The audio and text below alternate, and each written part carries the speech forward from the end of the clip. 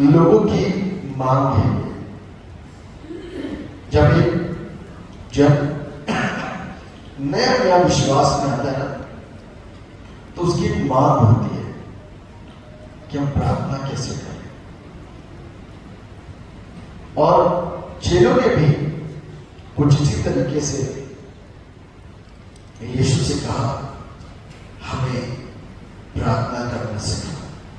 Lord teach us to pray, हमें प्रार्थना करना सिखा।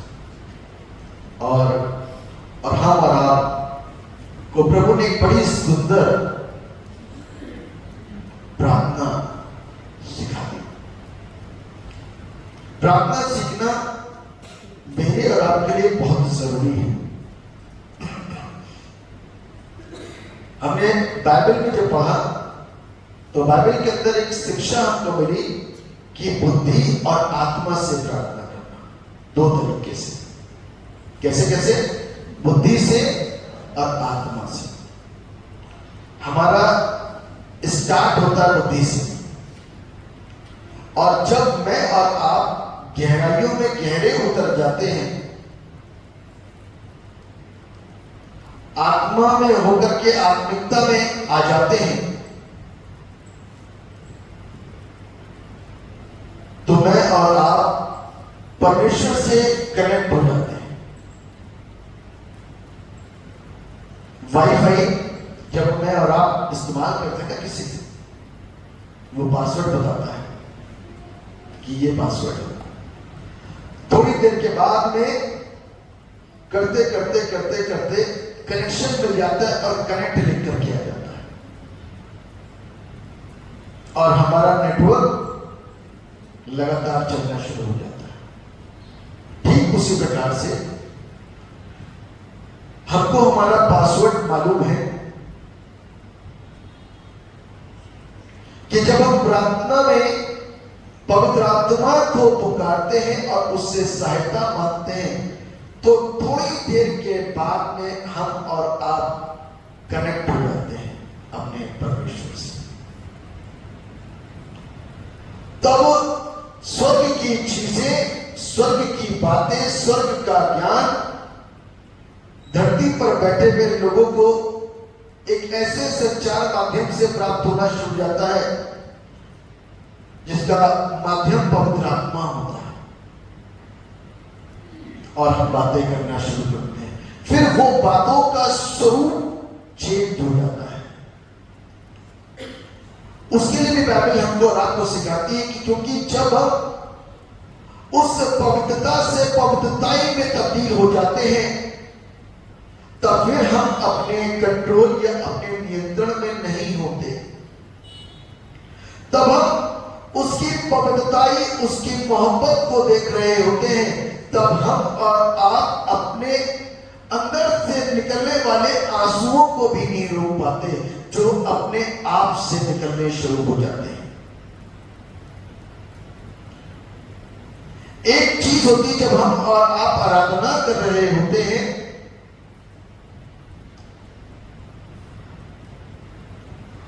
तो माहौल बन जाता है। क्योंकि हम आरंभ में प्रभु से बातें करके चर्च में आते हैं, जब हम आराधना की तैयारी कर रहे होते हैं तो हम उससे पहले प्रार्थना करते हैं, और जब हम आराधना कर चुकते हैं, अभ्यास कर चुकते हैं, उसके बाद में प्रार्थना करके यहां से निकलते हैं। और जब हम सवेरे आराधना करने के लिए फिर से खड़े होने वाले होते, तब प्रार्थना करते हैं और सिर्फ एक मांग, प्रभु आजा, अपनी आशीष दे, हमें भर दे अपनी रूह से खुदा। और वो मसा दुगना और ताजा पहले से भी ज्यादा। हमें ये मांग होती है हमारी, ये डिमांड होती है हमारी। और जब मेरी मांग ऐसी होती है, तो परमेश्वर किसी एक भी विश्वासी के पुकारने से मौजूद होता है। आमीन। और उसका फायदा कितने लोग उठाते हैं? सब। समझ पा रहे हैं? उसका फायदा मालूम है, सब लोग उठाते हैं। वो फायदा कैसा होता है ना? वो फायदा होता है कि जब हवा चलती है तो टच करती हुई जाती है। जब पवित्र आत्मा का माहौल होता है और वो स्पर्श हमको और आपको ठीक उसी हवा नुमा छूता है, शीत होती है, किसी को ठंडी हवा लगती है, किसी को गर्माहट महसूस होती है। एक ऐसा अनुभव, एक ऐसी अनुभूति हम आप महसूस कर पा रहे होते हैं उस वक्त में जब आराधना होती है। और हो सकता है उस जरा से मूवमेंट के अंदर, उस छोटे से समय के अंदर हम अपने प्रभु से सिर्फ इतना बोलते, मुझे छू ले, मुझे भर दे। एक अग्नि के समान। और मेरा बोलना सच्चाई के साथ में उसको देखता है, उसे समझ में आता है, उसे एहसास होता है। ठीक उसी तरीके से जब 12 वर्ष से लहू बहने वाली स्त्री ने यीशु को बताए बगैर अपने मन में बातें करते हुए पीछे से उसके आंचल को छुआ। आंचल को छूने का मतलब सिर्फ इतना था कि उसके अंदर की ईमानदारी और उसके अंदर की सच्चाई का वो प्रकटीकरण था कि मैं इसे छूंगी तो चंगी हो जाऊंगी। वो विश्वास था। यदि उसी विश्वास को लेकर के जब माहौल होता है और जब पवित्र आत्मा का मूवमेंट इधर से उधर पूरे चर्च में हर एक के ऊपर ठहर रहा होता है, उस मूवमेंट के अंदर मेरे अंदर से वो सच्चे लफ्ज निकलते हैं, जब वो अल्फाज निकलते हैं, मुझे बदल, मैं गुनहगार हूं, मुझे छू, मुझे आशीष दे, मैं भी तेरी सेवा करना चाहता हूं, चाहती हूं। उसी समय पवित्र आत्मा ठहर करके मुझ में अपने काम को करता है। उस समय हमें नहीं मालूम होता है कि पहली बेंच वाला इंसान या आखिरी बेंच पर बैठा हुआ कोई भी इंसान आंसुओं से रोता हुआ दिखाई देता है, घुटनों पर आकर के प्रार्थना करता हुआ दिखाई देता है। उसके आवाज तेज हो जाती है क्योंकि वो अभी उस परमेश्वर से कनेक्ट है और उसको ये नहीं पता चल रहा कि वो कर क्या रहा है, वो बेसुध हो जाता है। जब वो बेसुध होता है ना, तब वो परमेश्वर से पूर्णतया जुड़ा हुआ होता है। अब परमेश्वर की आशीष उसके ऊपर हो रही है और परमेश्वर कितना पवित्र है, उसकी पवित्रता का एहसास उसके अंदर होता है। तब चाहे कितनी बड़ी बीमारी, कितनी बड़ी पाप को लेकर के हम अंदर बैठे हुए, और उस वक्त यदि प्रभु के सामने बोल देते हैं कि मैं इस बीमारी से ग्रस्त हूं या मैं इस पाप से ग्रस्त हूं, मैं इस पाप को अपने अंदर से निकालना चाहता हूं या चाहती हूं, उसी क्षण के अंदर प्रभु मुझे शुद्ध कर देता है। आमीन। लोग कहते हैं नशा छूटता नहीं, लोग कहते हैं कि व्यभिचार छूटता नहीं, लोग कहते हैं ये समस्याएं जाती नहीं। क्यों? क्योंकि वो मानवीय ताकत के अनुसार हम उसे छोड़ने की कोशिश कर रहे होते। परमेश्वर की मदद तो मांगी ही नहीं, परमेश्वर की मदद तो हमने मांगी ही नहीं, इसीलिए वो अपूर्णता के होने की वजह से वो समस्याओं का बार बार रिपीटेशन मेरे और आपके अंदर से होता है, जो पब्लिक को साक्षात दिखाई देता है। और वो मेरी लज्जा का कारण हो जाता है, वो मेरी विफलता का कारण हो जाता है, वो मुझे समाज से भी अलग कर देने का एक वजह और एक कारण बन जाता है। वो मुझे खुद ही दुनिया और समाज और अपनों से अलग ले जाता है। ये वजह होती है। लेकिन जिस समय हम और आप परमेश्वर के भवन में होते हैं ना, और वो माहौल होता है, तो परमेश्वर से जब हम मदद मांगते हैं तो वो अपनी मदद स्वर्ग से देता है। नशे का जो लत होती, एक टाइम होता है, शाम का या सुबह का।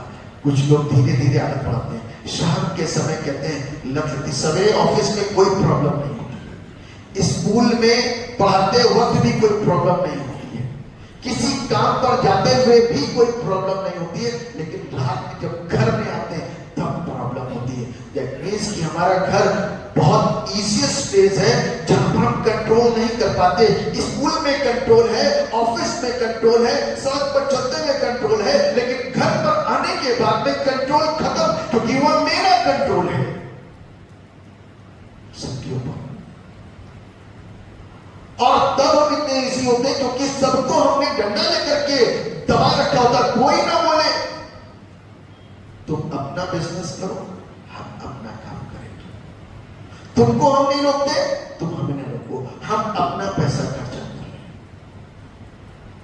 या रिश्ते नाते, विलासिता का जीवन, पाप का जीवन, शादी होने के बाद में भी कहीं और। देखिए स्पष्ट बातें हैं, मैं और आप बड़े और मेच्योर लोग बैठे, इसलिए इसको समझिए, क्योंकि हम और आप जो परमेश्वर से बातें कर रहे हैं वो ये है कि परमेश्वर हमें प्रार्थना करना सिखा। और परमेश्वर मुझको और आपको जब चीजें सिखाना शुरू करता है तो वो बड़ी अटपटी सी लगती है, वो सहजता से अंदर नहीं घुसती, बहुत कड़वी होती है। कड़वी दवाई कोई नहीं पीता, चाहे कुछ भी हो जाए हम कड़वी पिएंगे, लेकिन कड़वी मुझको और आपको आराम देती है।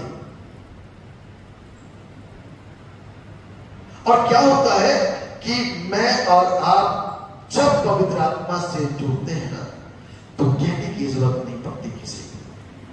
तब मालूम कोई खड़ा होकर क्या बोलता है, मेरे पति बहुत नशा करते थे, छोड़ दिया,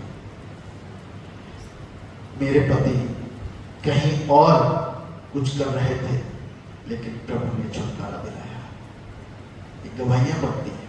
आज गवाहियों का जो लाइन लगी थी तो रुक नहीं रही थी, और यदि थोड़ी देर मैं बैठा रहता तो और खड़े हो जाते। और मैं फील कर रहा था उस समय बैठे बैठे, जस्ट आई बिलीव दैट कि आफ्टर फ्यू संडेज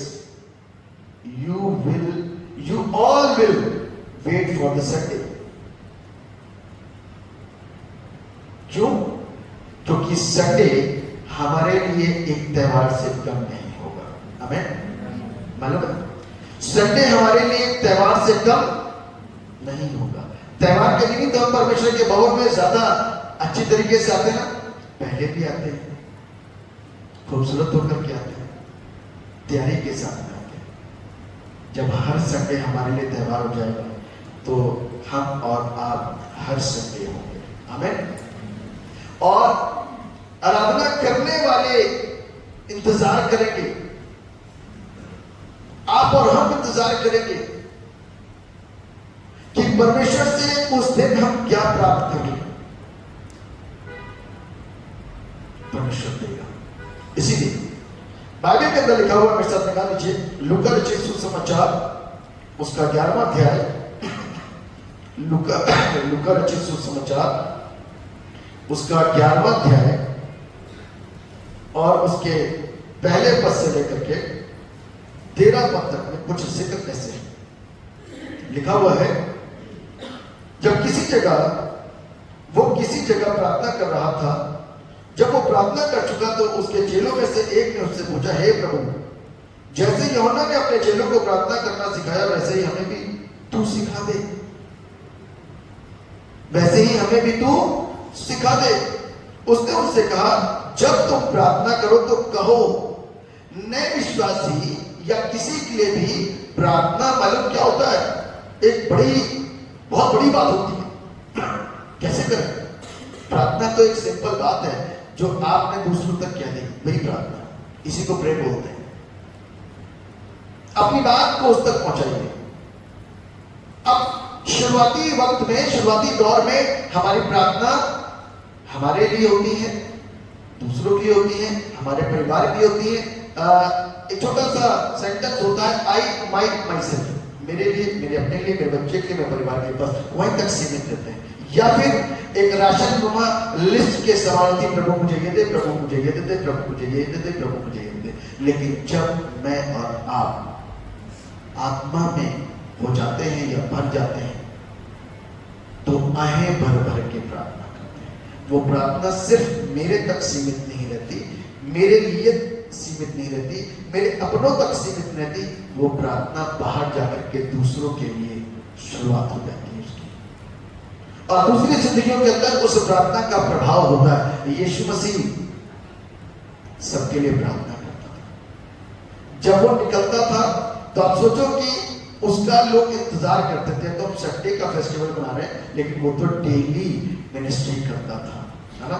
लोग इंतजार करते थे। आप सोचो कि वो शहर, वो जगह, वो स्थान जहां पर वो था, वहां पर बीमारियां कांपने लग गई थी, वहां पर दुष्ट आत्माएं थरथराने लग गई थी, वहां पर कोड़ियों का कोड़ यानी कि बीमारी गायब होना शुरू हो गया था।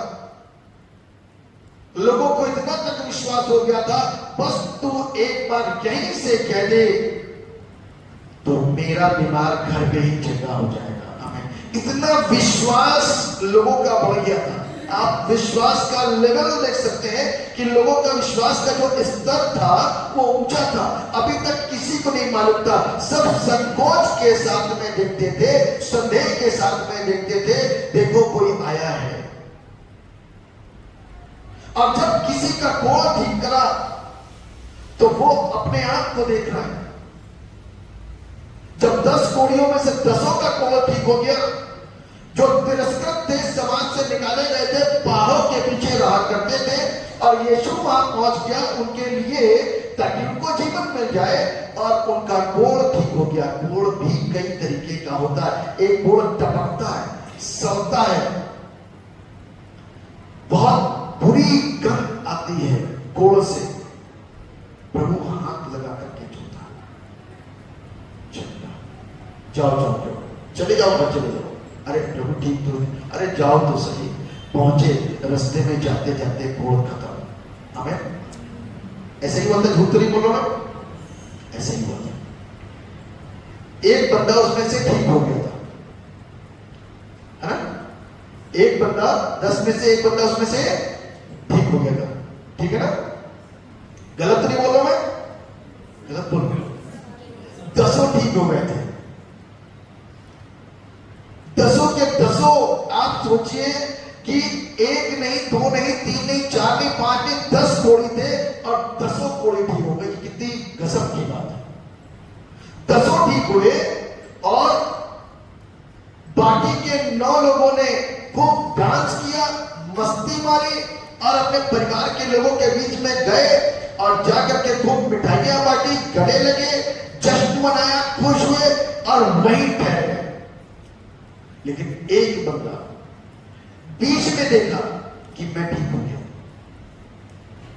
कुछ नहीं, हाथ भी ठीक हो गया, दोनों हाथ ठीक हो गया, नाक भी ठीक हो गया, पैर भी ठीक हो गया, टेढ़े चलने थे, सीधे चलने लगे, है ना। एहसास हो गया। उसने कहा वापस जाऊंगा। जीवन की बातें तो सिर्फ प्रभु तेरे पास है, तुझे छोड़ करके कहां जाऊं। वो परिवार जिसने हमको मरने के लिए यहां पर छोड़ दिया, एक भी जन सुधि लेने नहीं आता, एक भी जन दोबारा पूछता नहीं है, हमको यहां छोड़ दिया। और जिसको मैं जानता नहीं था उसने मुझको जिंदगी दे दी, तो मैं उनके पास ना जाकर के अपने उस प्रभु के पास जाऊंगा जिसने मेरी जिंदगी को खूबसूरत बना दिया। तो लौट कर गया। प्रभु ने पूछा बाकी के 9 कहां हैं? उसने क्या कहा? चले गए होंगे। तू क्यों आया? प्रभु मैं तेरा धन्यवाद देता हूं, आई एम हैप्पी टुडे, मैं खुश हूं, मुझे ठीक करा, कोई नहीं कर सकता था, तुझे छोड़ करके कहीं नहीं जाऊंगा। तो कहने का अर्थ यह है कि प्रभु मेरे और आपकी जिंदगी को क्या करता है? आशीष देता है। यहां पर लिखा हुआ है, हे प्रभु जैसे यूहन्ना ने अपने चेलों को प्रार्थना करना सिखाया वैसे ही तू हमें सिखा दे। उसने उनसे कहा तुम प्रार्थना करो तो कहो, हे पिता तेरा नाम पवित्र माना जाए, तेरा राज्य आए। यदि मैं और आप परमेश्वर के उस नाम को पवित्र जानेंगे तो हम पवित्र परमेश्वर को जानेंगे कि वो पवित्र है। और पवित्र क्या होता है वो मुझको और आपको अच्छी तरीके से मालूम है। दूध में मक्खी डाल करके कोई नहीं पी सकता, इतना प्योर साफ शुद्ध दिखाई दे रहा है। इसलिए वो परमेश्वर के पास आने से हमको डर लगता है। पुराने वक्त में जब महायाजक परमेश्वर के भवन में साल में एक बार महापवित्र स्थान पर आता था तो रस्सी कमर में बंधी रहती थी कि यदि मर जाए तो उसको उसी रस्सी से बाहर खींच दिया जाए। इतनी पवित्रता थी परमेश्वर की, पवित्रता के आगे मनुष्य खड़ा नहीं हो सकता था। और यहाँ पर जब यीशु प्रार्थना करना सिखा रहा है तो इसी बात को बोलता है, हे हमारे पिता तेरा नाम पवित्र माना जाए। अब उसकी पवित्रता को बनाए रखने के लिए मुझे इस बात को जानना जरूरी है कि वो पवित्र परमेश्वर है, उसका घर पवित्र है, उसके पवित्र स्थान के हर एक पात्र पवित्र है, उसके घर की एक एक वस्तु पवित्र है। क्योंकि जब भी कोई भी वस्तु परमेश्वर के भवन में लाई जाती है या आती है तो मखसूस की जाती है। इसलिए इसकी पवित्रताई को बना के रखने की जरूरत है। यदि मैं ऐसे ही मुंह उठा करके परमेश्वर के भवन में बगैर उसकी पवित्रताई को जाने चले आए तो ये मेरे और आपके लिए आशीषों को प्राप्त करने में बहुत देर लगाए। क्योंकि जब तक हमारी आंखें खुलेंगी हो सकता है कई वर्ष बीत जाए, हो सकता है काफी समय निकल जाए। ये प्रांगण, ये स्थान पवित्र है क्योंकि हमारा परमेश्वर पवित्र है और हम और आप इसलिए यहां पर आते हैं क्योंकि परमेश्वर का निवास स्थान है। जब परमेश्वर का निवास स्थान है तो मैं और आप भी अपने आप को सही तरीके के साथ में लेकर के आते हैं ताकि हम उसकी पवित्रताई को और अधिकाई के साथ में समझने पाए और जानने पाए। आपको मालूम है नबूकदनेस्सर राजा जो था उसकी एक औलाद थी, उसका नाम था बेलशस्सर। उसने मालूम क्या किया? उसने वो अपवित्रताई करी, इतना निंदनीय, इतना दुखदायक, इतना दर्दनाक और इतना गलत जो परमेश्वर को बुरा लगा, जो परमेश्वर को बुरा लगा। उसने परमेश्वर के पवित्र स्थान के इन पवित्र पात्रों को निकलवा कर, ये पवित्र पात्र वही है जब परमेश्वर ने सुलेमान बादशाह के द्वारा भवन बनवाया, फिर उत्तम से उत्तम चीजें परमेश्वर के भवन में ला करके उसकी वेदी के पास में रखी।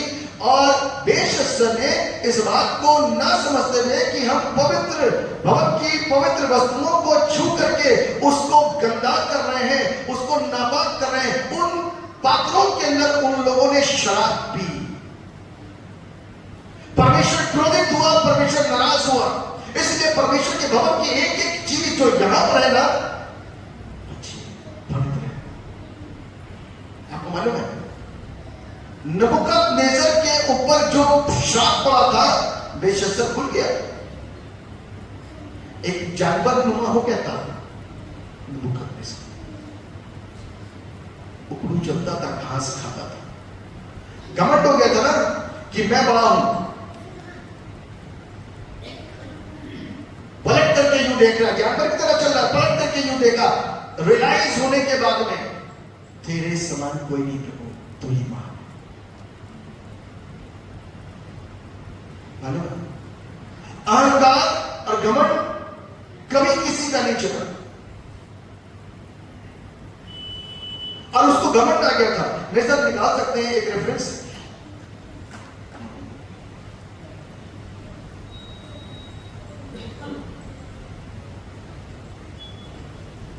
डैनियल नबी की पुस्तक, उसका 4वां अध्याय। डैनियल नबी की पुस्तक उसका 4वां अध्याय और उसके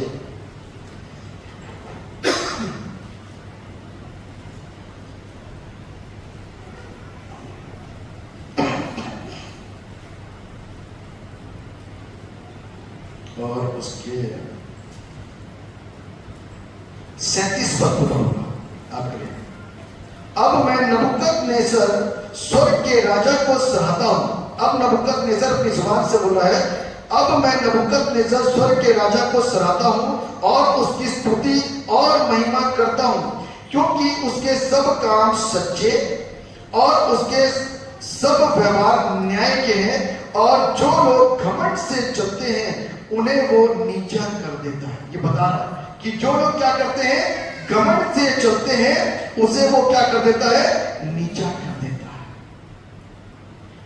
तो आप यदि इस डैनियल के इस पोर्शन को पढ़ेंगे तो इसके 33 पद को पढ़िए, चौथे अध्याय के 33 पद को लिखा हुआ है, उसी घड़ी यह वचन नबूकदनेस्सर के विषय में पूरा हुआ, वो मनुष्यों में से निकाला गया और बैलों के समान घास चरने लगा, और उसकी देह आकाश की ओस में भीगती थी, यहां तक कि उसके बाल उकाब पक्षियों के परों से और उसके नाखून चिड़ियों के पंजों के समान बढ़ गए।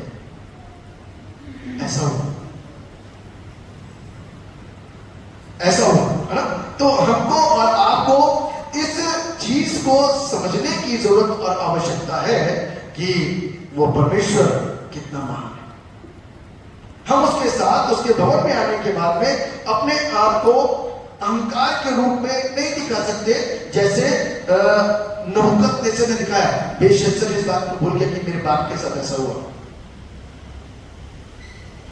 तो इसलिए आज जब मैं और आप परमेश्वर से प्रार्थना करना सीखते हैं तो उसके भवन में आकर के उसकी पवित्रताई को छोड़ और किसी चीज के ऊपर ध्यान देना है और उससे लौ लगानी, प्रार्थना करनी है, उसे अपने रिश्ते को बढ़ाना है, ताकि हमें जीवन भी जीना है।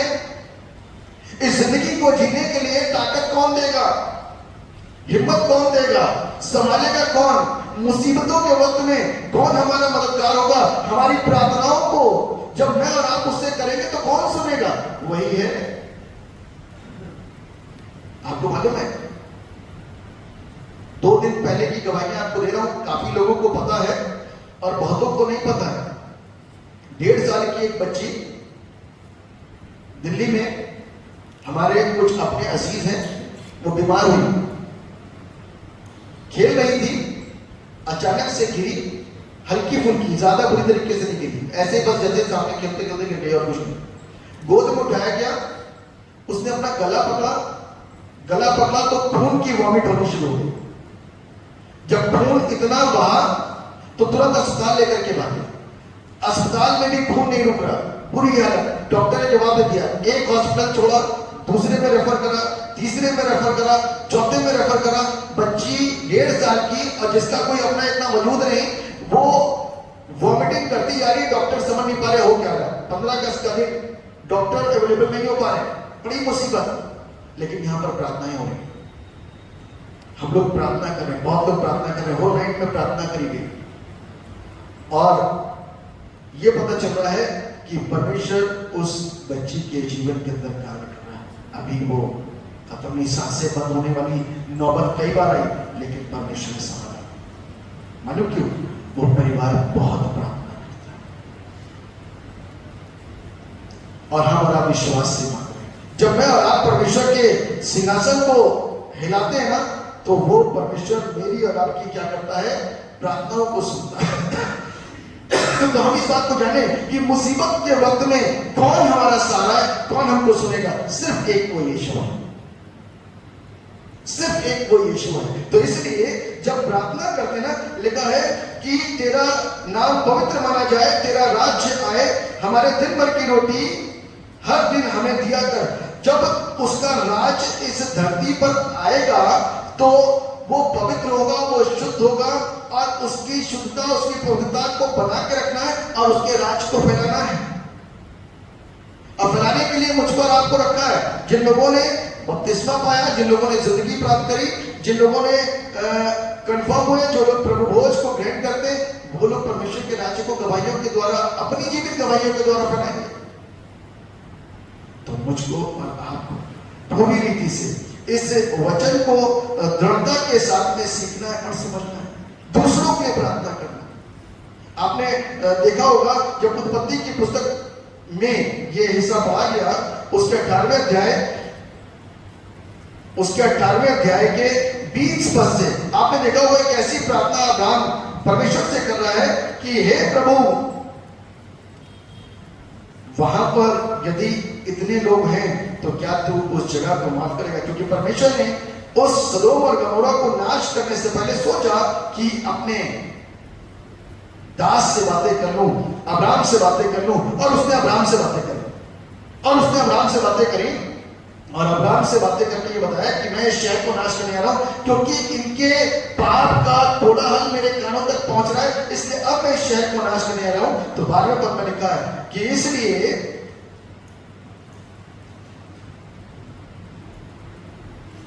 और यहां पर जब उसने बार्गेनिंग करी कि यहां पर 20 बचे, 25 बचे, 15 बचे, 10 बचे, तो वो बार्गेनिंग की प्रार्थना जो वो दूसरों के लिए कर रहा था, वो प्रार्थना करते करते करते करते प्रभु उसकी सारी सुनता रहा, क्योंकि वहां पर उसका अपना जो भतीजा था लूत, वो वहां पर उस शहर में निवास करता था, तो उसको इस बात का ध्यान था कि मेरा अपना जन वहां पर है, और वो चाहता था कि वो बच जाए, क्योंकि उसको विश्वास था कि उसका अपना भतीजा कुछ तो कर रहा होगा, हमारा ब्लड है।